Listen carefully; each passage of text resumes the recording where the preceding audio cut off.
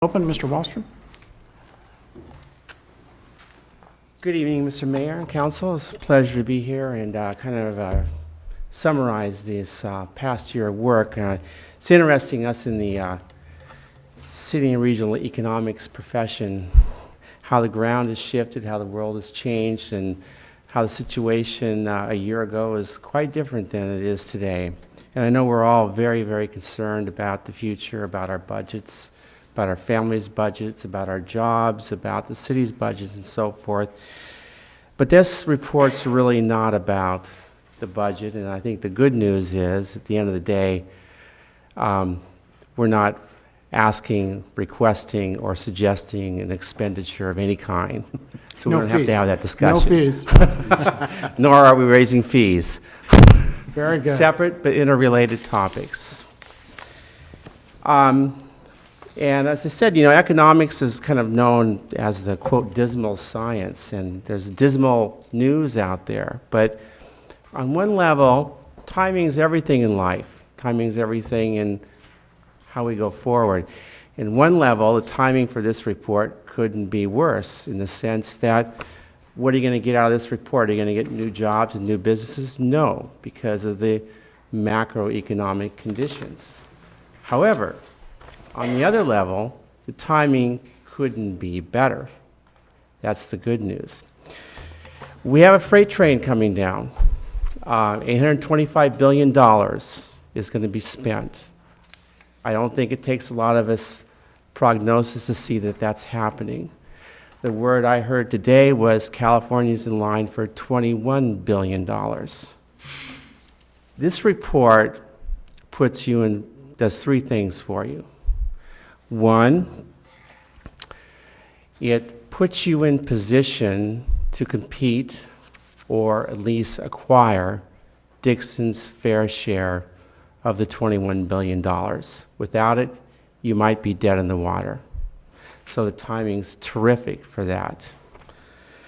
Secondly, going back to the very first discussion, I would put all that discussion of the $1,500 expenditure in the category of what's the priorities? What are we funding? What's our targeting? How do we target things? How do we spend our money? How do we spend our time?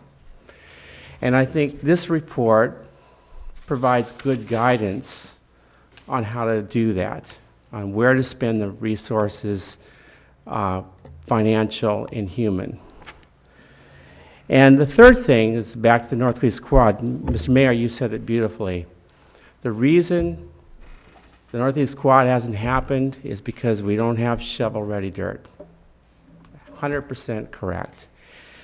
From the period of the last decade, 1998 to now, we had in California more than 1.5 million jobs created. It was a boom period.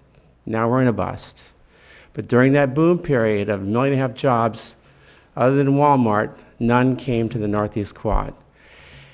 So this report suggests, and it's not for you to decide upon today, it's something to deliberate on over time, a significant shift in thinking and strategy toward the Northeast Quad, with the past being business pays for itself.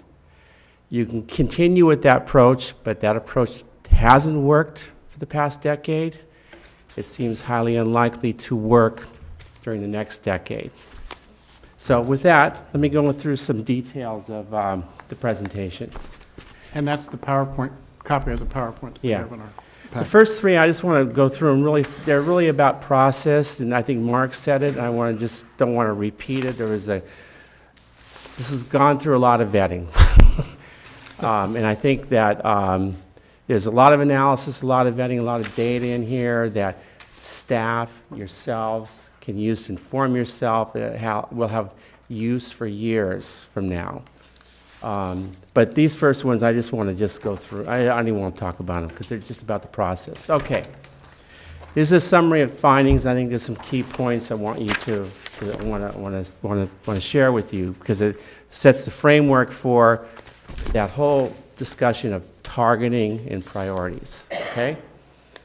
On the retail side, stagnant incomes declining home prices. This is even before this current crash, okay? And the small population and competition from Vacaville, as Nancy said, and Davis, has created poor retail market conditions for Dixon to expand it more. That's what it means. For the retail side, demand, I think it's an underestimate to say it'll be stagnant through 2009 and perhaps longer. It could be stagnant for a very, very long time in terms of retail. And if you just read the newspaper, you'll see what's coming with the retail industry. In fact, we have to be more concerned about, and I think Mark and Nancy and others in the city are on top of this, is keeping your retail base in place as opposed to expanding it. And the locally owned firms, which are your downtown, are under additional, it's more pressure than the chains along the freeway. However, we must recognize that over time, you're new, you didn't inherit this, but Nancy didn't, all of you inherited this situation. The city's has approved the zoning and entitled the Dixon Town Center for retail. It's in place. TVOP's entitled, are in the process of entitlement for retail. And the former, what we call the Home Depot site, that's not Home Depot anymore, is also entitled for retail. So we have those big blocks of land set up for retail in extremely poor retail conditions. Okay, industrial market conditions.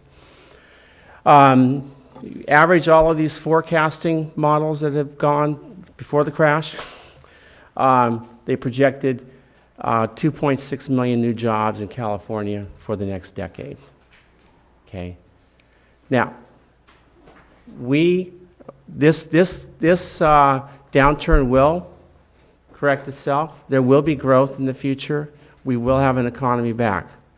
When that happens over the next period of time, it's realistic to plan and attract 2,500 new jobs in this city. That's realistic, plus or minus some. That 2,500 new jobs, this is actually numbers that I really do hope you can remember or keep, because I think this is an important framework for discussions down the road, okay? If the 2,500 jobs is accurate, I think it's reasonable, that translates into 870,000 square feet, not 5 million square feet, 870,000 square feet of space.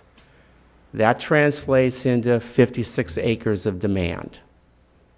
And I think we have somewhere between 400 and 600 acres in the northeast quadrant. The number is a little unknown, exactly the number that we want to use of vacant land. So this 56 acres is only a small portion of demand of what the total amount of land's out there. So I want you to really keep that in mind and think about that going forward. I think these are reasonable numbers. Okay, now, this is also, I think, important. Why do we do economic development? Why not just forget all this stuff? We're a city, let's just regulate signs and do fees and not worry about the economy. So why do we do it? Well, one reason I would say is we want to improve the quality of jobs by expanding and attracting the industry targets in this report, which I've laid out in this report.